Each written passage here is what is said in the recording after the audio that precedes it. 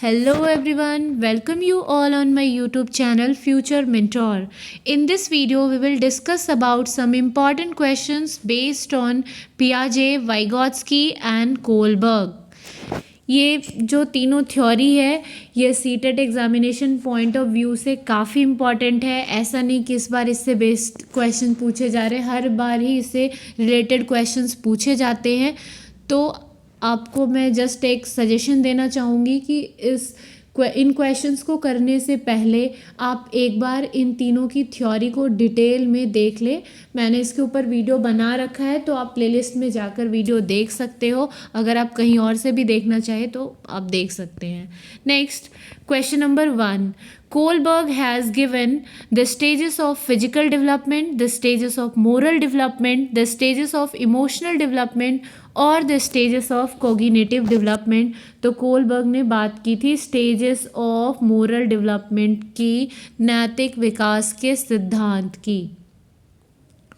Next, which one of the following is an example of scaffolding? Giving lectures to student, offering explanation with encouraging questioning, offering both material and non-material rewards, giving prompts and cues, asking question at a critical junctures। तो इसका जो सही answer है वो ये है, giving prompts and cues, asking question at a critical juncture. Scaffolding क्या होता है? एक टेम्पररी सपोर्ट है, इससे हर बार क्वेश्चन पूछे जाते हैं। Scaffolding, ZPD, more knowledgeable other, तो इसको आप याद रखेंगे। ये क्या है? टेम्पररी सपोर्ट है जो कि बच्चे को दिया जाता है, उससे मोर नॉलेजेबल पीपल के through.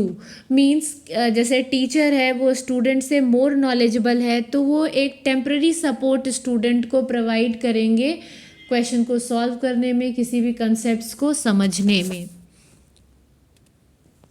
Next, according to Vygotsky, children learn by maturation, by imitation, by interacting with adults and peers, or when reinforcement is added। Reinforcement की बात कौन करते हैं? बिहेवियरिस्ट करते हैं, ना तो ये वाइगॉत्स्की करते हैं और ना ही जीन पियाजे करते हैं, तो रीइंफोर्समेंट तो आएगा ही नहीं। नेक्स्ट क्या है? इमिटेशंस के थ्रू, तो वाइगॉत्स्की ऐसा भी नहीं बोलते हैं। मैचुरेशन के थ्रू भी नहीं। By interacting with adults and peers. अब एक और भी कह सकते हो कि कीवर्ड मैं आपको देना चाहूँगी सीडीपी में, कि सीडीपी में कहीं भी लैंग्वेज, सोशल इंटरैक्शन की बात की जाए तो वो कौन है? वाइगॉत्स्की। ये काइंड ऑफ कीवर्ड है कि जहाँ पे भी लैंग्वेज को प्रायोरिटी दी जाए, जहाँ पे सोशल इंटरैक्शन की बात की जाती है। हिंदी में क्वेश्चन आपको आ जाता है सामाजिक अन्योन क्रिया, सामाजिक अंतः क्रिया, तो सामाजिक जो वर्ड आता है वो क्या है? वाइगॉत्स्की से रिलेटेड है। इससे क्वेश्चन सीडीपी में भी बनेंगे और इससे क्वेश्चन पेडागोगी में भी बनते हैं, इंग्लिश पेडागोगी में भी, हिंदी पेडागोगी में। तो आप इसको याद रखेंगे कि जहाँ भी लैंग्वेज आ जाए, जहाँ भी समाज से रिलेटेड क्वेश्चन आ जाए, है ना, वो सोशल इंटरैक्शन की बात की जाए, वो किससे रिलेटेड है? वाइगॉत्स्की से रिलेटेड। वैसी जहाँ पे भी प्राइवेट स्पीच की बात की जाए, जहाँ जेडपीडी की बात की जाती है, जहाँ MKO मोर नॉलेजेबल अदर की बात की जाए, जहाँ स्कैफ फोल्डिंग की बात की जाए, ये सब किससे रिलेटेड है? वाइगॉत्स्की से। और आप एक बार वाइगॉत्स्की से रिलेटेड वीडियो को, कंप्लीट वीडियो को देख ले, इससे आपकी अंडरस्टैंडिंग काफ़ी अच्छी हो जाएगी। Next, question number 4. In a constructivist classroom as envision by Piaget and Vygotsky, learning is offering of reinforcement by a teacher। अगर आपको कंस्ट्रक्टिविस्ट वर्ड भी क्लियर होगा तब भी आप सही ऑप्शन तक पहुंच सकते हैं। ये मैंने बहुत बार बताया अपनी वीडियो में कि कंस्ट्रक्टिविस्ट मीन्स रचनावादी। मीन्स क्या है कि यहाँ चिल्ड्रन एक्टिवली नॉलेज को फॉर्म करता है, एक्टिवली पार्टिसिपेट करता है। ऐसा कहा जाता है कि बच्चे अपने संज्ञान का निर्माण जो है खुद ही करते हैं। तो यहाँ क्या दे रखा है कि offering a reinforcement by a teacher, no reinforcement की बात बिहेवियरिस्ट करते हैं, कंस्ट्रक्टिविस्ट नहीं करते हैं। It is constructed by the student themself who plays an active role. ये बिल्कुल सही है कि ये खुद से बच्चा जो है अपने संज्ञान का निर्माण करता है और वो एक एक्टिव रोल प्ले करता है। Is dedicated by the teacher and student are passive, तो हम कंस्ट्रक्टिविस्ट में किसकी बात करते हैं? स्टूडेंट एक्टिवली पार्टिसिपेट करता है, पैसिव की बात नहीं करते हैं। Happens by pairing of stimulus and response, again constructivist stimulus and response की बात नहीं करते हैं। Next question number 5, concept of private speech of a children as proposed by Vygotsky. अभी हमने देखा कि प्राइवेट स्पीच जब भी आए वो किससे रिलेटेड है? वाइगॉट्स्की से। अब आपसे पूछा गया कि ये प्राइवेट स्पीच जो है वो है क्या? Shows that children are stupid and thus need a guidance of adults, कि चिल्ड्रन जो होते हैं, बच्चे जो है स्टूपिड है, तो ऐसा नहीं कहा जाता है कि बच्चे स्टूपिड है, ठीक है। Illustrate that children are egocentric, तो ये वाइगॉट्स्की नहीं बोलते हैं, प्राइवेट स्पीच को ही पियाजे ने कुछ और बताया है और वाइगॉट्स्की ने कुछ और बताया है, ठीक है। पियाजे कहते हैं कि चिल्ड्रन जो प्राइवेट स्पीच करता है, जो खुद से बात करता है बोल बोल के, वो क्या है? ईगोसेंट्रिक स्पीच है, ऐसा पियाजे बोलते हैं। जबकि वाइगॉट्स्की का मानना है कि बच्चा खुद को डायरेक्शन देने के लिए खुद से बात करता है, सेल्फ डायरेक्शन के लिए, सेल्फ रेगुलेशन के लिए वो प्राइवेट स्पीच करता है, तो ईगोसेंट्रिक की बात वाइगॉट्स्की नहीं करते हैं। Shows that children love themselves, इसका मतलब ये है खुद ही से बात कर रहे हैं, मतलब वो खुद को प्यार करता है, तो ऐसा भी उन्होंने नहीं कहा है। Illustrate that children use speech to guide their own action, means बच्चा जो ये स्पीच यूज़ कर रहा है वो खुद को गाइड करने के लिए, खुद के एक्शन को गाइड करने के लिए करता है, ये बिल्कुल सही है। तो ऑप्शन नंबर डी जो होगा इसका करेक्ट आंसर होगा। Next question number 6, ability that comes in a pre operational period. Pre operational period में कौन सी एबिलिटी आ जाती है? हाइपोथेटिकल डिडक्टिव थिंकिंग, नहीं, हाइपोथेटिकल डिडक्टिव थिंकिंग जो है ये पियाजे के जीन पियाजे के अकॉर्डिंग लास्ट स्टेज में आती है, फॉर्मल ऑपरेशनल स्टेज में, ये प्री ऑपरेशनल स्टेज में नहीं आती है। Ability for abstract thinking again at a formal operational stage.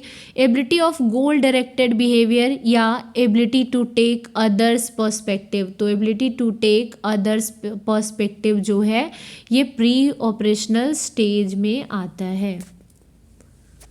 Next, according to Vygotsky children learn a lot through dash their peers. Vygotsky के अकॉर्डिंग बच्चा जो है बहुत कुछ सीखता है, कैसे? Physical fighting with their peers, अपने पीयर्स के साथ लड़ाई करके, तो ऐसा वाइगॉट्स्की नहीं कहते हैं। कंपटीशन के साथ, अगेन वही पॉजिटिव एंड नेगेटिव कीवर्ड्स में मैंने आपको बताया था कि कंपटीशन को अच्छा कंसिडर नहीं किया जाता है, तो ये भी नेगेटिव वर्ड है। इमिटेशन के साथ, तो ऐसा भी वाइगॉट्स्की नहीं बोलते हैं कि बच्चा इमिटेशन के साथ, पीयर्स के साथ इमिटेशन करता है और फिर सीखता है, नहीं, क्या होता है? इंटरैक्शन के साथ सीखता है। आप अगेन बता रही हूँ कि याद रखना कि सोशल इंटरैक्शन या समाज के साथ इंटरैक्ट करे या फिर पीयर इंटरैक्शन, ये दोनों की बात कौन करते हैं? वाइगॉट्स्की। उनका मानना है कि बच्चा जो है समाज के साथ इंटरैक्ट करके, पीयर्स के साथ इंटरैक्ट करके बहुत कुछ सीखता है, तो इसका सही आंसर क्या होगा? Interacting with their peers. Next question number 8, the term private speech is used by. Private speech को किसने यूज़ किया? प्राइवेट स्पीच जो टर्म है उसे किसने दिया है? कोलबर्ग ने, वाइगॉट्स्की ने, पियाजे ने या फिर एरिक्सन ने? तो इसे वाइगॉट्स्की ने दिया है। Next, Kohlberg idea of moral development has dash levels. Kohlberg ने जो नैतिक विकास का सिद्धांत दिया है उसके कितने लेवल हैं? तो इसमें कंफ्यूज मत हो जाना, इस थ्योरी में टोटल 3 लेवल्स हैं और इन 3 लेवल को फर्दर 6 स्टेजेस में डिवाइड किया गया है। तो स्टेजेस अगर पूछा जाए तो 6 स्टेजेस है, और लेवल्स अगर पूछा जाए तो 3 लेवल्स है। तो इसका सही आंसर होगा option number 3, that is 3 levels. Next, question number 10. The importance of communication with the others as a major factor in the development of child's language is expressed by. Again आप देख सकते हो interaction की बात की गई है, तो इंटरैक्शन की बात, लैंग्वेज की बात की गई है, किससे रिलेटेड है? Language, interaction, communication is what, आप इंटरैक्ट कर रहे हो, बात कर रहे हो किसी से, ये कौन करते हैं? Vygotsky. Next, according to Piaget, which of the following factors plays an important role in influencing development? Piaget के अकॉर्डिंग, पियाजे के अनुसार कौन सा फैक्टर है जो इम्पॉर्टेंट रोल प्ले करता है चाइल्ड के डेवलपमेंट में? रीइंफोर्समेंट? नो, रीइंफोर्समेंट की बात करते हैं बिहेवियरिस्ट, और पियाजे जो है वो कंस्ट्रक्टिविस्ट है, तो ये तो गलत हो जाएगा। लैंग्वेज आ गया, तो लैंग्वेज हमें पता है किससे रिलेटेड है? वाइगॉट्स्की से, पियाजे का नहीं है, ये भी गलत है। इमिटेशन, तो पियाजे इमिटेशन की बात भी नहीं करते हैं। Experience with the physical world, ठीक है, सही आंसर होगा इसका। Next, question number 12. The cognitive ability that comes in a pre operational stage. Cognitive ability जो प्री ऑपरेशनल स्टेज में आ जाती है, हाइपोथेटिकल डिडक्टिव रीजनिंग, तो ये किस में आती है? फॉर्मल ऑपरेशनल स्टेज में, तो ये गलत है। Ability for abstract thinking, again abstract thinking जो है, अमूर्त चिंतन जो है, वो बच्चों में कब आता है? फॉर्मल ऑपरेशनल स्टेज में। Ability of goal directed behaviour, ये कब आ जाएगा बच्चों में? फर्स्ट स्टेज में, सेंसरी मोटर स्टेज में। एंड नेक्स्ट, इंट्यूटिव थॉट, तो इसका सही आंसर होगा इंट्यूटिव थॉट जो है वो किस में आता है? प्री ऑपरेशनल स्टेज में। Lev Vygotsky refers to the verbal dialogues that children have with themselves. Lev Vygotsky ने उस verbal dialogue का नाम क्या दिया है जो बच्चे खुद से करते हैं? तो अभी अभी हमने पढ़ा, उसे लेव वाइगॉट्स्की ने क्या कहा है? Private speech. और उनका मानना है कि बच्चे ये जो प्राइवेट स्पीच है इसका यूज़ खुद को गाइड करने के लिए करते हैं, फॉर सेल्फ गाइडेंस, या फिर कहीं कहीं लिखा आएगा for self regulation.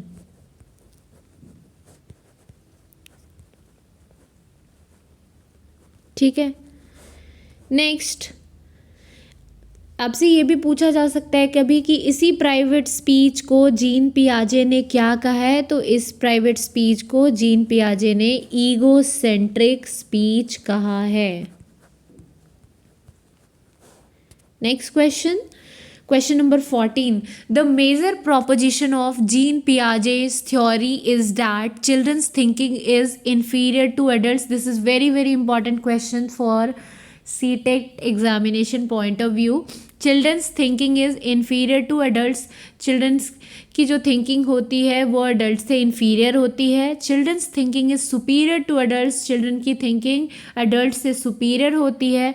Children's thinking is quantitatively different from the adults, children की जो थिंकिंग है वो क्वांटिटिवली डिफरेंट होती है या फिर क्वालिटिवली डिफरेंट होती है। तो जीन पियाजे ने बोला है कि जो चिल्ड्रन की थिंकिंग होती है वो क्वालिटेटिवली डिफरेंट होती है। उनका मानना है कि चिल्ड्रन ऐसा नहीं है कि हमसे कम सोचते हैं, क्वांटिटी में हमसे कम नहीं सोचते हैं, वो जो सोचते हैं वो क्वालिटी में डिफरेंट होता है। इसको आप याद रखेंगे कि उन्होंने क्या कहा है कि जो चिल्ड्रन का जो थॉट है ऐसा नहीं है कि वो बच्चे हैं तो हमसे कम सोचेंगे, वो क्वांटिटिवली हमसे कम नहीं सोचते हैं, उनकी जो सोच होती है वो क्वालिटी वाइज हमसे डिफरेंट होती है, एडल्ट से डिफरेंट होती है।